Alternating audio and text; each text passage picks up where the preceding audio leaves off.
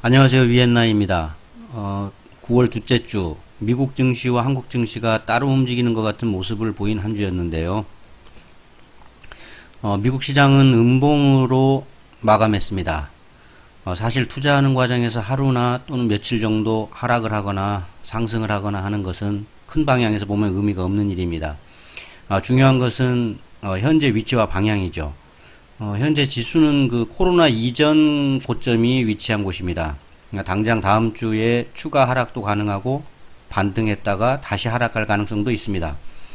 아무래도 여기서 100포인트 정도는 더 내려줘야 조정을 했다고 할 수 있겠죠. 과민 반응이 나오면은 3100포인트 선 근처까지 하락할 수도 있습니다. 미국 주식에 투자하시려면 기다려 보시기 바랍니다. 그리고 만일 최근에 매수를 이미 한 상태라면 좀 애매할 수가 있는데, 주식이라는 게 한번 손절하고 나면 그 가격에서 다시 매수하는 것도 쉽지 않습니다. 차분하게 대응하시기 바랍니다. 종합지수 말고 미국 시장에서 대표적인 종목 두 개를 비교해 보겠습니다. 7월 30일 영상에서 인텔에 대한 올바른 평가에 대해 다루었는데요. 보시면 당시 인텔의 종가 48달러, AMD의 종가가 78달러였습니다. 이후에 고점을 찍고 하락을 했는데요. 만일 7월 30일에 종가로 매수를 했다면 인텔은 종가 대비 현재 상승한 상태이고, AMD는 78달러에서 76달러로 하락한 상태입니다. 기업의 내재 가치와 냉정한 평가를 토대로 편안한 매매를 하려면 어떤 종목을 선택해야 하는지 답이 나옵니다. 물론 현재의 하락이 조정일 때 해당되는 것입니다만, 우리나라 증시는 방향을 읽어도 구체적인 상품으로 대응하기가 어려운 시장입니다. 옵션이나 선물 같은 파생 상품은 말할 것도 없죠.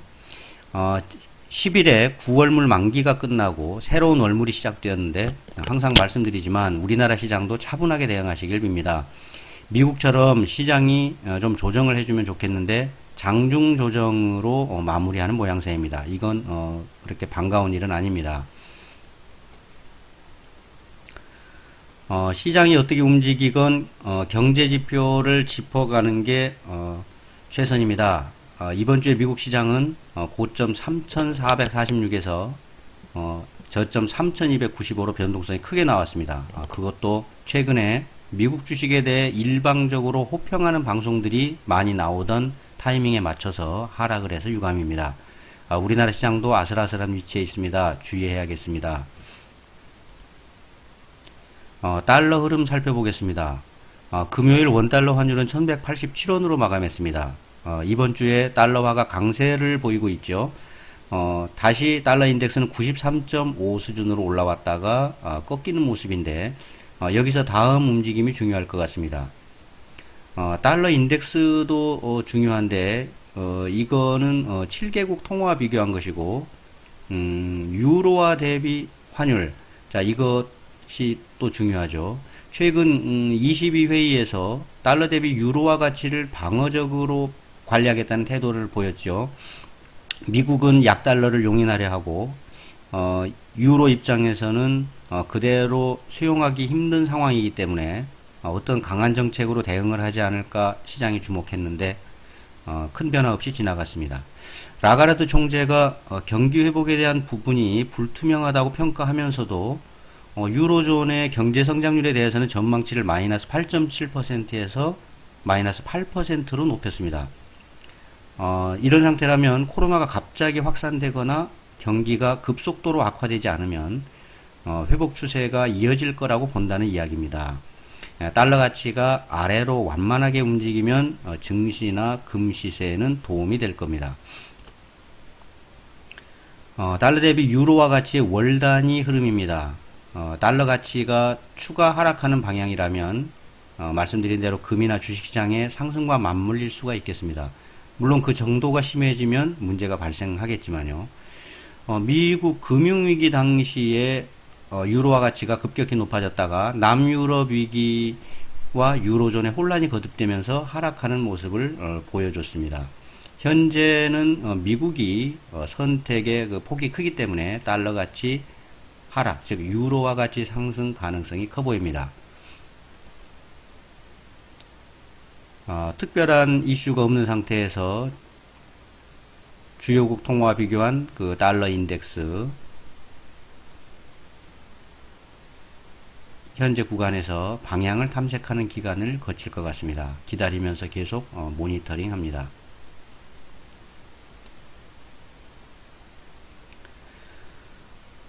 팬데믹 이후에 V형으로 급반등해서 코로나 이전 수준까지 올랐던 기대 인플레율이 주춤하고 있습니다.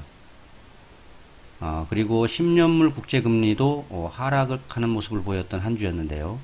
기대 인플레가 상승을 해야 금값 상승에도 유리할 텐데 현재는 기로에 좀 서 있는 모습입니다.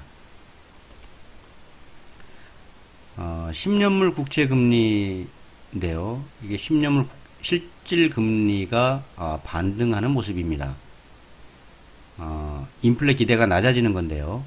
금값이 최근에 주춤거리는 것과 맞물려 있는데 이건 경기가 회복될 것인가에 달려 있다고 봐야겠습니다. 국채 관련 ETF 상방도 마찬가지입니다. 차분하게 지켜봐야겠습니다. 금리가 상승할 것으로 만약에 판단된다면 TLT가 아닌 TMV를 매수해야 합니다. 보시다시피 국제 금시대는 계속 횡보하고 있습니다. 이건 불확실성이 지속되고 있다는 이야기입니다. 에너지를 축적하는 과정이기도 하고요. 여기서 상승이나 하락으로 방향을 잡으면 크게 움직이게 됩니다.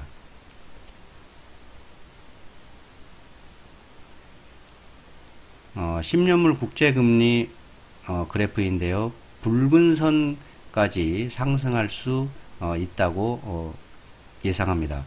이런 그 상승하는 과정이 진행되면 주식시장에 유리한 국면이 될 가능성이 높고요. 아무래도 부동산 시장엔 이래저래 부담이 될 수 있겠죠. 참고로 우리나라 국채 수익률을 보겠습니다.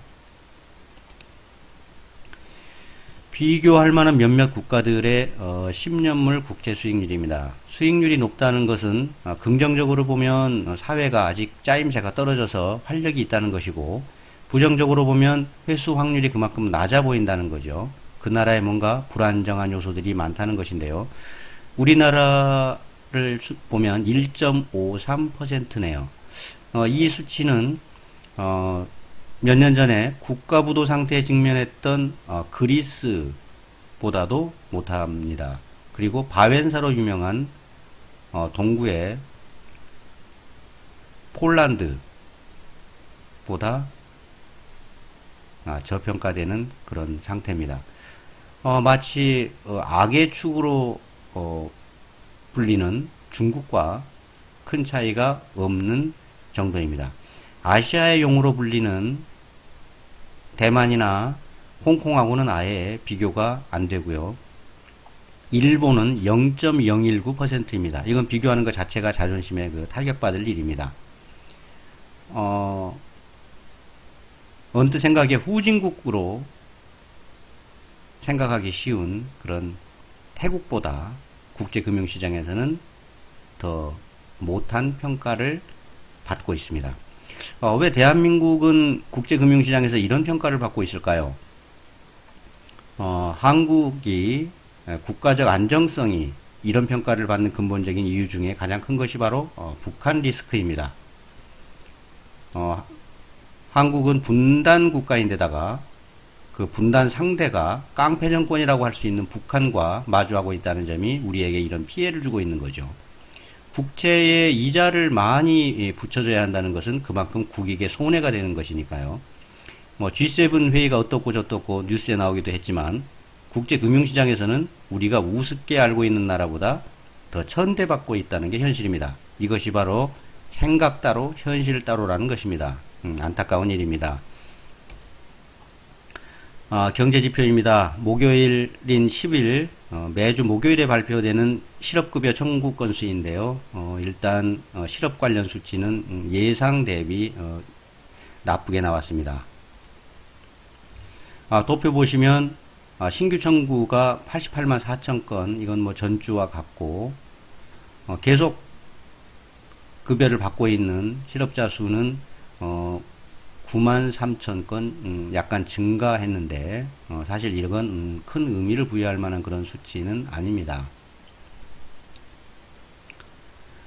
신규 실업수당 청구 건수인데 이거는 9월 5일까지 집계된 수치입니다. 방송을 항상 보시는 분들은 이제 아시겠지만 이번 주에 발표된 숫자는 저번 주 토요일, 그러니까 9월 5일까지 집계된 것을 10일인 목요일에 발표하는 겁니다.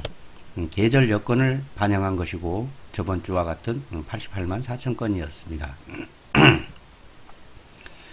신규나 계속 청구는 계속 하락 추세입니다. 신규 청구 건수는 3월 수준으로 많이 근접했고 이게 제자리를 잡아야 계속 청구 건수도 하락을 할 텐데 이게 쉽지는 않을 겁니다. 10일 날은 실업 숫자 외에 생산자 물가지수가 발표가 됐습니다. 8월 근원 생산 물가지수 PPI인데요. 일단 상승세를 이어갔다는 점에서 긍정적입니다. 이 왼쪽은 전년 대비, 오른쪽은 전월 대비입니다. 7월 지수가 최저를 기록하고 반등을 했습니다. 이건 계속 모니터링합니다.